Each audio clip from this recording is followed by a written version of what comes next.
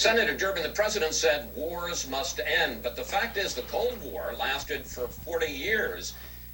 Isn't there a danger of declaring an end to this war too soon?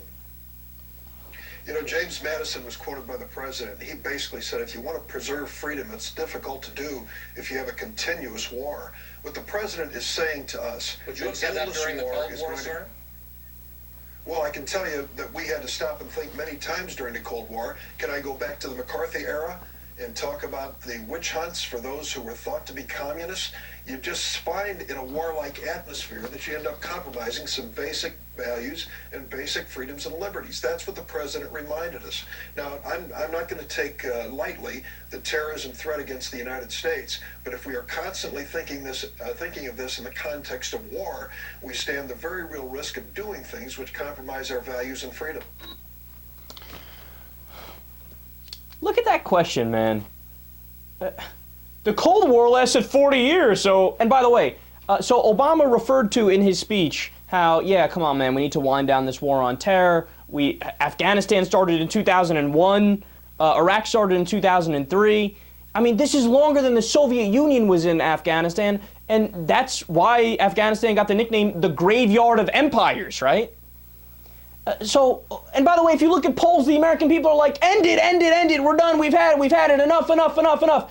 And that's not us saying universal disarmament and don't go after Al-Qaeda. Of course, any reasonable person will say go after Al-Qaeda, but you have to do it measured, and you have to use the CIA and the FBI and covert ways of going about it, and you don't blow trillions of dollars in resources. Over $7 trillion the Iraq war will cost, never mind the Afghanistan war when all is said and done, right?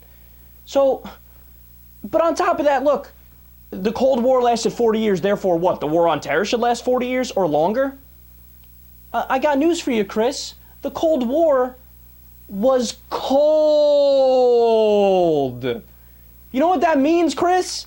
It means there was no actual shooting, bang, bang, pow, pow. That didn't happen in the Cold War. And then furthermore, in the Cold War, there was a clear enemy. We were fighting the Soviet Union, the communist empire, right? And we weren't even fighting them again. It was a Cold War. And when it comes to Al-Qaeda, are you kidding me? There's between 50 and 100 members of Al-Qaeda in Afghanistan. That's according to our own CIA. Between 50 and 100 dudes, right? And then in northern Mali, for example, that entire part of the country is basically Al-Qaedistan. It's covered with Al-Qaeda members. And then you have people spread out through Yemen and Pakistan and in other areas. If you can't fight a war on terror without declaring war on like 16 to 25 countries. What are you, nuts? I mean, we're living in an Orwell novel at this point, where people like Chris Wallace are like, yeah, what's the matter with perpetual war? Yeah, even though the American people are against it, even though we have a bigger military budget than the 14 largest militaries in the world combined, the next 14 largest, even though we have 900 military bases around the world. But yeah, fuck it, they continue to fight. And we'll continue defining perpetual war. We'll just call that perpetual peace. And we'll say if you're against that, you're unpatriotic and it's naive of you. No, you're the naive one, Chris Wallace. I love how they scream and cry about the $16+ trillion debt, but then when it comes to war, they're like, yeah, blank check. No problem. Yeah, just all the money you want. Here, take it. As long as it's Wall Street or the defense contractors, take a blank check. But if it's food stamps, Medicare, and Medicaid, well, then we got to cut that to the bone. And Grandma's a moocher. Come on, Grandma, what are you doing? Get your act together. Go back to work. Home Depot's hiring. Have at it.